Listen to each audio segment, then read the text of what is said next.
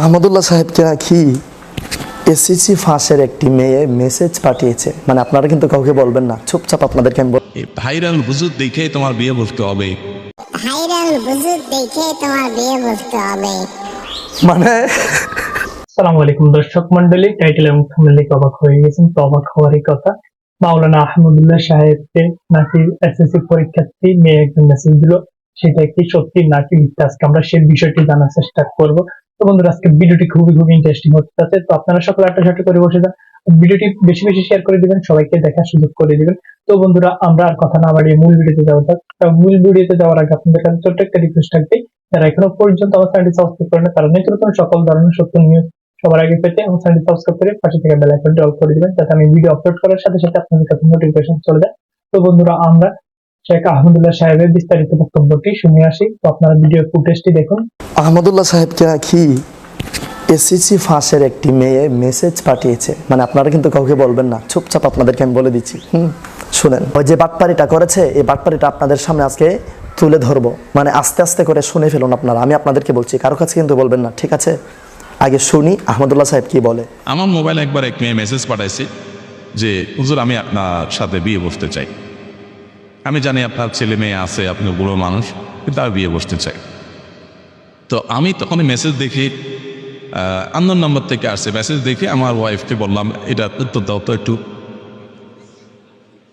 তো বেচারি মোবাইলটা নিয়ে আচ্ছা, এর আগে একটু কথা বলে নিই, আপনারা একটু খেয়াল করেন। মানে ওই যে বাটপাড়িগুলো করছে আর ওই যে খালি রুমের ভেতরে বসে মানে কথাগুলো বলছে, একটু খেয়াল করবেন, মানে কথাগুলো শুনবেন আর একটু খেয়াল করবেন। ওই কিন্তু খালি রুমের ভেতরে বসে বসে কথা বলছে। আর খালি রুমের ভেতরে যদি আপনি দরজা জানালা থাই গ্লাস লাগিয়ে দিয়ে কথা বলেন, তাহলে কিন্তু কথাগুলো মানে উল্টো রিপিট করবে, মানে ইকো লেজার ছাড়াও মানে অন্যরকম একটি আওয়াজ হবে। এই আওয়াজটা কিন্তু হচ্ছে। নতুবা আপনারা খালি রুমের ভেতরে যারা যারা শহরে কিংবা যারা যারা বাসা বাড়িতে থাকেন, বিল্ডিংয়ের ভেতরে থাকেন কিংবা থাই গ্লাসওয়ালা বাড়িতে থাকেন, আপনারা একটু খেয়াল করলে আপনারা বুঝতে পারবেন। আপনারা এটা খেয়াল করবেন আর ওর কথাগুলো শুনবেন। ওই যে বাটপার আর মিথ্যা যে বলেছে, এটা প্রমাণ এখনই দিচ্ছি। প্রথমে চ্যাটিং করলেন তোমার বয়স কত কি, তো বললো যে এসএসসি পরীক্ষার্থী। এসএসসি পরীক্ষার্থী এসএসসি পরীক্ষার্থী, তোমার বয়স তো অনেক কম, আর এই বেটা তো বুড়া, সে এখন নানা হচ্ছে, তুমি তার সাথে বিয়ে করবা, পাগল হয়েছে তুমি? আহমদুল্লাহ সাহেব, আপনি আসলেই বুড়া হয়ে গেছেন। মানে আর এই সুরতে, মানে আপনার এই সুরতে আপনাকে এসএসসি পাস, আস্তাগফিরুল্লাহ আস্তাগফিরুল্লাহ, মানে টাকা ইনকাম করার জন্য এই বুড়ো বয়সে এখনো মানে আপনি লেগে আছেন ধান্দার মধ্যে। কেন, আপনার কি মাহফিল না? আপনার তো মোটামুটি মাহফিল আছে, যদিও তাহিরি সাহেবের মতো মাহফিল নেই, কিন্তু তাও কিন্তু মানে আপনাকে মানে দাওয়াত মানুষ দেয়, কিছু হলেও মানে দাওয়াত পান আপনি। তাহলে মানে ওইখানে মানে সত্যিকার কথাগুলো বললেই তো হয়। মানে এখনও এই স্টোর রুমের ভেতরে বসে বসে কি আর মানে সৌদি আরবের মতো এখনও কি স্টোর রুমের ভেতরে বসে বসে কথা বলবেন? আচ্ছা শুনি আগে কথাগুলো। তখন ও বুঝে ফেলছে যে এদিক থেকে অন্য কেউ। তো আমার ওয়াইফ একদিন ফোন দিস, ডাইরেক্ট কল দিলে সে ধরছে, ধরার পরে সে তো ভয় ধরছে যে বোকা দিবে। আমার ওয়াইফ বলে যে দেখো, তোমার একটা সুন্দর ভবিষ্যৎ আছে, এই ভাইরাল হুজুর দেখে তোমার বিয়ে বসতে হবে। ভাইরাল হুজুর দেখে তোমার বিয়ে বসতে হবে। মানে মানে মানে তিনার নিজেকে ভাইরাল দাবি করছে। মানে চিন্তা করেন, মানে এখন কিন্তু বাটপাড়িগুলো প্রকাশ পাচ্ছে। মানে সে যে খালি রুমের ভেতরে বসে কথা বলছে, এই আওয়াজটা কিন্তু হচ্ছে। আর দ্বিতীয়ত হচ্ছে মানে সে নিজেকে ভাইরাল মানে দাবি করছে, সেলিব্রিটি দাবি করছে, নিজেকে নিজে অনেক বড় দাবি করছে, ভাইরাল লুক দাবি করছে, যার কারণে সে এই কথাগুলো বলছে। আর এই মানে তার ওয়াইফ নাকি, মানে আহমদুল্লাহর ওয়াইফ নাকি ওই মেয়েকে বলছে যে ভাইরাল হুজুর দেখি তুমি, আর পৃথিবীতে আর কোনো ভাইরাল মানে লুক নেই, মানে পৃথিবীতে শুধু আহমদুল্লাহ সাহেব, আপনি নিজেই শুধু ভাইরাল, আর কোনো লোক ভাইরাল নেই, আর কোনো ব্যক্তি কি ভাইরাল নেই।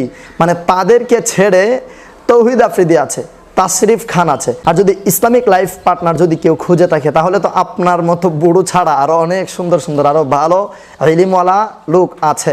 মানে যদি আমি সুন্নিদের কথা বাদই দিলাম, মানে ওয়াহাবিদের কথাই বললাম, ওয়াহাবিদের মধ্যেও তো আরও মানে আপনার মতো বুড়োর ব্যক্তি না, আরও মানে আমাদের মতো তোর তাজা জোয়ান মানুষ আরও তো আছে। মানে এদেরকে তো দেখতে পারে, তাই না? মানে আপনার মতো একজন লোক, মানে আপনি ভাইরাল, আস্তাগফিরুল্লাহ। আচ্ছা শুনি কি বলে। এটা শয়তান তো আমার মাথা ডুবেছে। আমি সেটাই বলছিলাম। তুমি যদি মোত্তাকি পরেজগার কোনো ছেলের কাছে বিয়ে বসতে চাও, তোমার বিয়ের সময় হলে, তোমার অভিভাবকরা সম্মত হলে, তুমি এসএসসি পরীক্ষা দিচ্ছে, আমার যথেষ্ট ভালো বয়স রয়েছে, অভিভাবকরা যদি সম্মত হয় তাহলে একটু সময় নিয়ে খুঁজতে থাকি, আমরা তোমাকে সহযোগিতা করবো। ভালো দিনদার ছেলে কীভাবে পাওয়া যায় আমি ওনাকে বলবো, নিয়ে খুঁজে দিবে। তো সুন্দর করে বুঝাই দিয়েছে যে দেখো এগুলো বয়সের ভ্রম, একটা বয়সে পাগলামও থাকে, এরপর একটি সময় মানুষের চোখ কান খুলে যায়, তখন ভুল বুঝে। তোমার এগুলো করা উচিত না, তুমি আল্লাহকে ভয় করো। তো তুমি তো অন্যায় কিছু বলো না, তুমি বিয়ে বসতে চাইছো, এটা তো গুনার কিছু না। কিন্তু আরে কোনো মেয়ে নাই তো, মানে এমনিতেই খালি রুমের ভেতরে মানে ব্যবসা করছে, মানে এই ভিডিওটা অনেক ভাইরাল হবে আর এটা থেকে আর্নিংও কিন্তু অনেক টাকা আর্নিং হবে, ঠিক আছে? এই কারণে মূলত কথাগুলো বলছে। আচ্ছা শুনি কি বল। আর বিয়ের জন্য এইভাবে না, আর বাবা মাকে কারোর কাছে প্রস্তাবের জন্য পাঠাবা। আর এই বুড়া টুড়া না, তুমি ইয়াং মানুষ, ইয়াং দেখে করো। তাকে সুন্দর করে বুঝাই দিছে। পরে ব্যবহারে রাখার পরে আমার ওয়াইফ আমাকে বলতেছে যে ও বেচারি আমার এই কথাগুলো শোনার পরে সে বলতেছে যে আপা আপনি এরকম করে আমার বোঝাবে, আমি তো আশা করি, আমি তো মরছি আমার গালিগালাজ করি, আমি তো মরছি আমার গোষ্ঠী উদ্ধার করবেন, কিন্তু আপনি যে এত সুন্দর করে বোঝাবেন এটা আমি চিন্তাই করি নাই। সে অনেক খুশি হয়েছে যে ঠিক আছে আপনি আমার বুঝাই দিচ্ছেন, আমি বুঝছি। আপনারা একটু খেয়াল করুন, তার হাতের মধ্যে কিন্তু একটি কাগজের টুকরো আছে। সেই কাগজের টুকরোর মধ্যে কিন্তু সে কোন কোন বিষয় নিয়ে কথা বলবে সেই কাগজের মধ্যে এগুলো লিখে নিয়ে আসছে, ঠিক আছে? অথবা মানে অনেকগুলো কথা একসাথে বলে তো, মানে ব্যবসা তো অনেকগুলো কথা একসাথে বলে তো ভুলে যেতে পারে, যার কারণে এই যে দেখেন ওই বলেছে মানে ওর একটা ফ্যামিলির কিংবা মানে ওর একটা নিজের ব্যক্তিগতভাবে ওকে কেউ পছন্দ করেছে, কোনো মেয়ে পছন্দ করেছে, ওই মেয়ের কথা কিন্তু বলেছে। তো এটা কিন্তু কেউ প্রশ্ন করেনি, তাহলে ওই কাগজের দিকে তাকাইলো কেন? মানে সে কাগজটা হাতে নিয়ে এগুলো পড়লো কেন? মানে বুঝছেন না, এগুলো এটা তো কেউ প্রশ্ন করেনি।